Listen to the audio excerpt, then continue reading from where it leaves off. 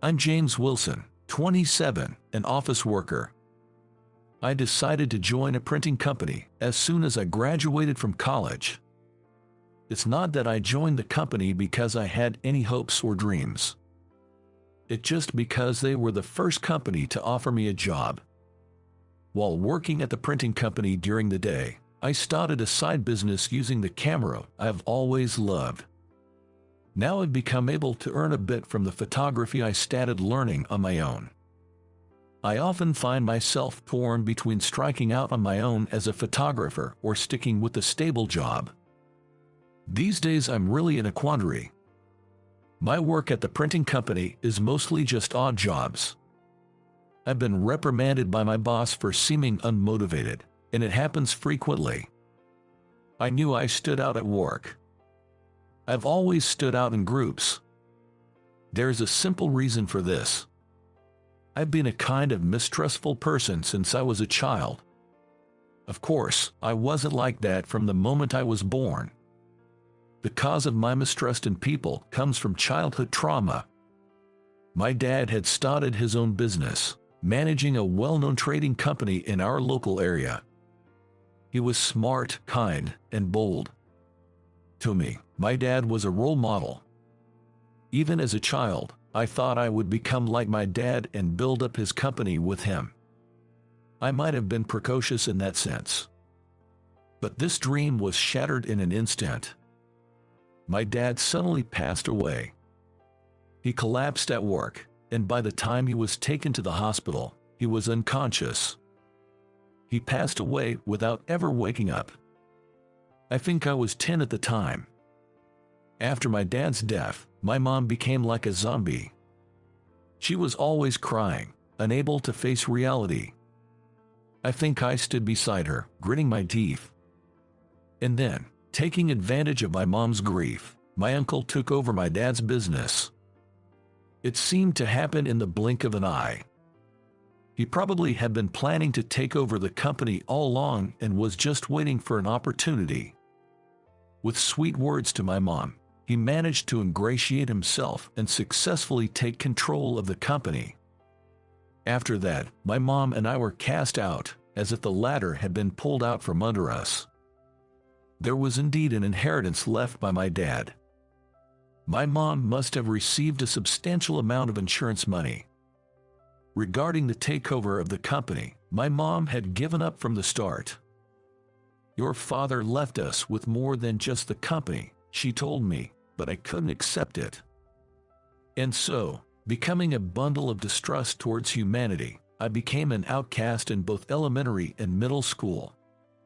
I think I managed to get by reasonably well during my high school life, learning to fit in to some extent, but during my adolescent years in middle school, I think I was truly an outsider in my class. It's not like I was bullied or anything. I think my classmates just didn't know what to do with me.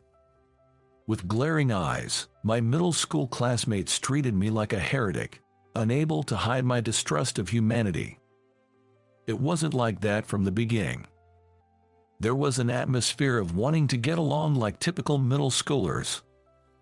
It was only me who couldn't accept it. I kept putting up walls between my classmates and me. They must have felt that I was rejecting them. I had no intention of fitting into the class.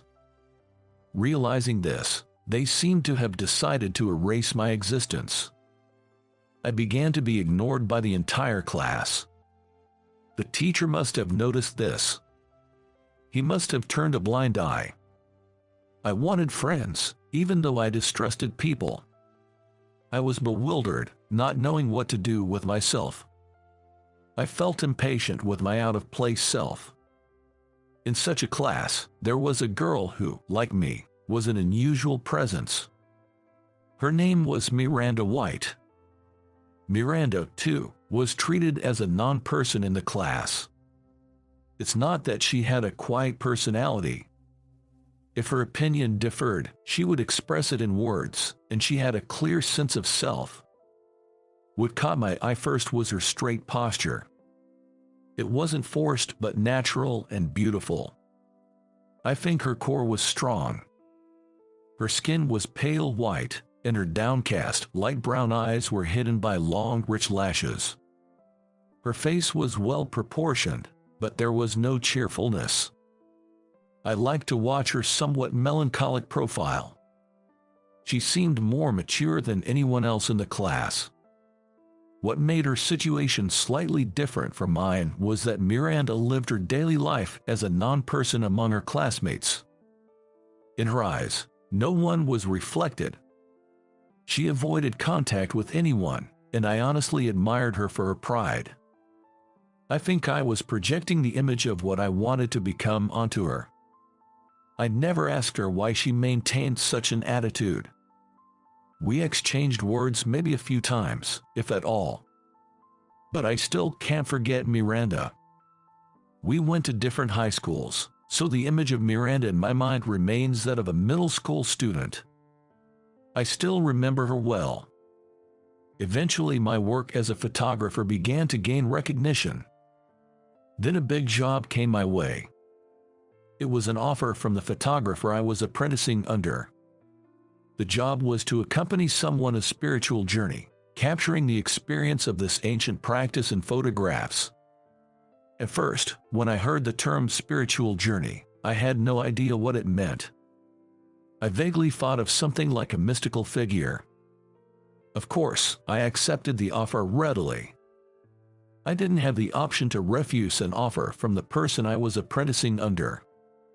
I immediately looked up spiritual journey in the library. It was a mix of mountain worship from ancient Japan and other elements, like Buddhism. It seems there are also elements of Taoism. Retreating to the mountains, undergoing harsh training, and achieving enlightenment. It's a unique Japanese religion and faith. When I think of the appearance of the practitioners, I can't help but connect it with mystical figures. Capturing the training in the rugged mountains would require considerable physical strength from me as well. As I researched the spiritual practice, I became excited. I have a strong curiosity. Capturing a world unknown to me with my camera. I was looking forward to it and couldn't help it. I applied for a vacation at the printing company I worked for. Since the company was solid with employee benefits, I wasn't criticized for taking a long vacation. So, I ended up spending time in the mountains, the object of faith, with several mountain practitioners. I had imagined them to be scarier, but to my relief, they were all strict yet kind-hearted people. They informed me of the taboos during their training, and I asked them to pretend I wasn't there so I could capture their natural states. It seemed I could photograph them more naturally that way. The term mountain hermit apparently means one who lies down in the mountains to train. It's strongly influenced by nature worship that has been present in Japan since ancient times. Some of them run through paths where no path exists at an unbelievable speed, making me feel as if I've encountered a real mythical creature. Surprisingly, some even have wives and children. I was truly astonished when I was told that they carry on with normal lives while training in various spiritual mountains all around Japan. They step away from the hustle and bustle of the city, enter the spiritual mountains, worship nature, and lie down in the mountains. They absorb the spiritual energy of the mountains and return to the city. Some people also spoke of how living such a life, far removed from daily routine, allows them to confront themselves. I found myself becoming more engrossed in this job than I had thought. Initially, I just wanted to take cool shots. But as I heard various stories, I decided to capture them as they truly were. The sight of them racing through the mountains was more vibrant and full of energy than any human I've seen in the city. I clung on desperately and frantically snapped away with my camera. The shooting period seemed to pass in the blink of an eye. When everything was over, I was left dumbfounded. What remained was the realization that my petty pride had narrowed my scope and vision. I feel I should tell my old self, who had shut himself away in a shell of mistrust, "It's okay, come on out." I felt that way from the bottom of my heart. I think the days I spent with the mountain hermits were a turning point that felt like the whole world had been turned upside down. As proof, I started actively doing things I had been avoiding. I began to accept invitations to go drinking with colleagues I always avoided, or to events hosted by my boss. I became a little more talkative at work, able to exchange opinions with my colleagues. I was stunned by the weight of the shackles I had placed on myself. I was even surprised to feel as if I could see farther away as I opened my heart. And right now, there's me, ready to take on a new challenge. I usually would throw it straight into the trash. But this time, it was an invitation to a middle school reunion. There have been 2 reunions so far, and I have missed both of them. I didn't even respond. Back in middle school, I must have been an eyesore to my classmates. I don't think anyone would want to see me. But this time, I gathered the courage and marked my attendance. By attending the reunion I've always avoided, I hope to see a whole new world, and this expectation fills my heart. And there's just a tiny bit of hope. I want to see Miranda White once again, the girl I used to admire back then. This small expectation and hope kept me excited until the day of the reunion. On the reunion day, when I told my name at the reception, the girl handling the registrations looked at me twice in surprise.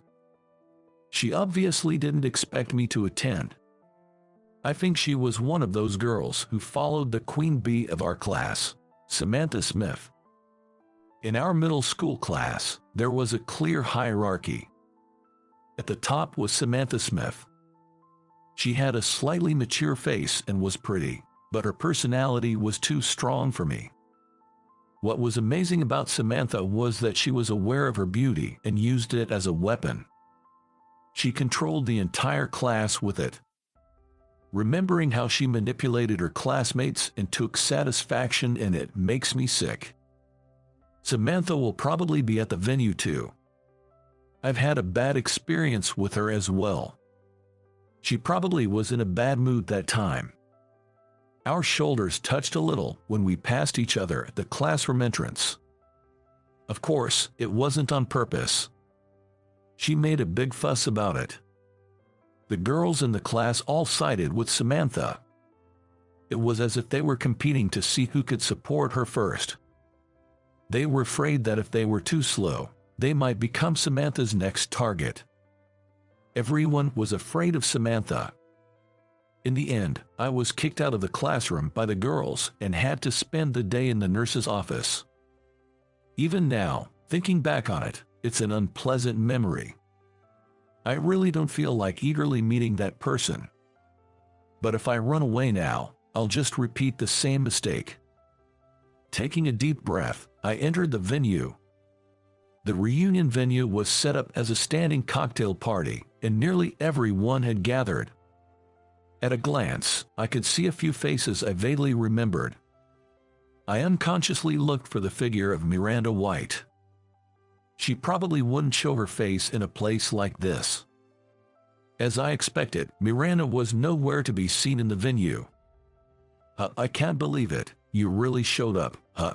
The voice addressing me, as I was observing the venue from the corner, was from Phil Johnson, a classmate. He was one of those who had been annoyed by me and had taken the lead in ignoring me. Could it be that growing up means Phil would initiate a conversation? Phil, you still have the look from our middle school days. I respond with ordinary words. I have no intention of taking Phil's childish bait. Apparently not pleased with my attitude, Phil continued to pester me. You've become capable of such a dull response, pretending to be a regular adult, but you're probably still an outsider at work, right? People like you are what they call social misfits, you know. Is he a little drunk? Phil's face was red. That's true. I'm kind of an outsider. I affirm Phil's words. It's not a lie. What's with that? Trying to act like a mature adult. My nonchalant brushing off of his sarcasm seems to irk him. Phil's voice starts to get louder and louder. What's going on? Gradually, people began to gather around Phil and me. I've gotten older, after all. So have you, Phil, right? You can always be a middle schooler. At my words, Phil's face turned red. He probably finally realized how embarrassing he was being. You know, James, you've really changed since becoming an adult. You were always good looking. Aren't you popular now? The crowd parted suddenly, and through the gap appeared Samantha Smith. It was exactly the same as in middle school. The only difference was the favorable attitude toward me. It hasn't changed, then or now. I've never been popular, not once in my life. I answer with a bitter smile, and Samantha's eyes light up. They were eyes trying to discern if I was sincere. I've always hated that look in Samantha's eyes. A look that probes others, evaluating them. I recall with disgust how Samantha's comments after such evaluation were directly connected to my standing in class. Well, that's something. Come over here, James. We have a lot to catch up on. At this moment, my place was at the side of Samantha, the queen bee. Phil glares at me with resentful eyes. It's well known in class that Phil has always had feelings for Samantha. I think Phil must be boiling with rage to see Samantha taken away by me, who used to be the butt of jokes. Samantha is aware of Phil's feelings. She's been toying with Phil's heart all along. Oh, by the way, you were dating Miranda in middle school, right? I saw you during graduation. Samantha doesn't suit you. You're better off with damaged goods like Miranda. I reflexively turned to Phil's insinuating words. Reacting too much was a mistake. Phil looks at me as I turn around and whistles. Huh, what did you see? Were you dating Miranda? Samantha turns to Phil with a surprised look. Phil starts talking triumphantly. On graduation day, I was planning to confess to Miranda. Miranda was normal even on the day of graduation. But she stood by the window, staring at the school gate long after the ceremony ended. We were set to go to different high schools. This was my only chance. Miranda. When I call her, Miranda slowly turned around. She probably realized that I was looking at her. On her pale skin, from her left eye down to her collarbone, there was a scar like a keloid, trailing straight down. I'd heard someone gossiping that it was a wound from a major accident. This scar was why Phil referred to Miranda as damaged goods. You know, after we graduate, I stutter, struggling to get the words out. Her straightforward gaze makes it difficult to say what I had planned since the night before. I just want to get her contact information. I begin to panic. Miranda then smiles gently. Don't be nervous around me, you weirdo. A voice filled with dignity and a hint of laughter. The words that Miranda spoke to me, I think it was the first time. We will go to different high schools, right? It's the last day today, huh? I don't know what to say to Miranda, who mutters with deep emotion.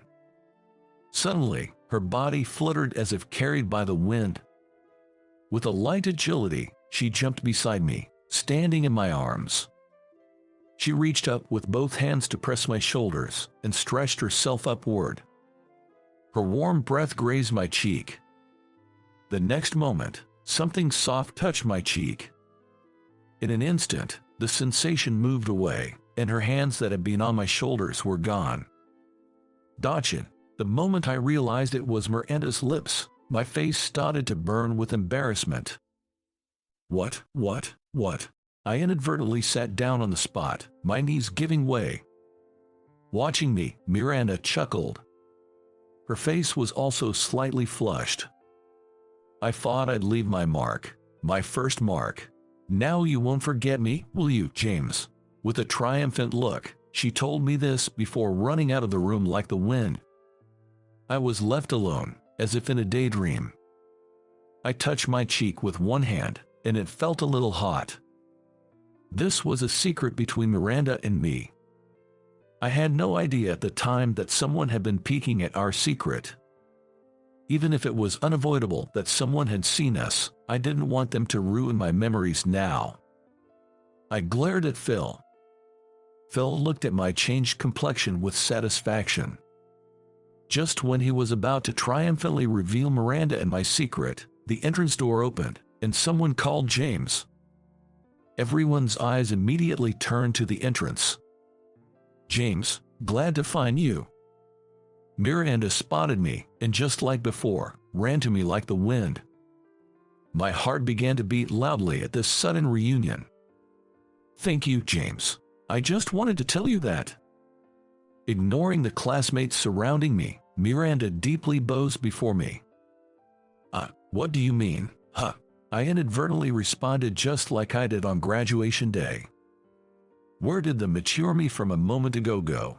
That's how I felt. Surprised, Miranda hands me a book. It's the photo album I took.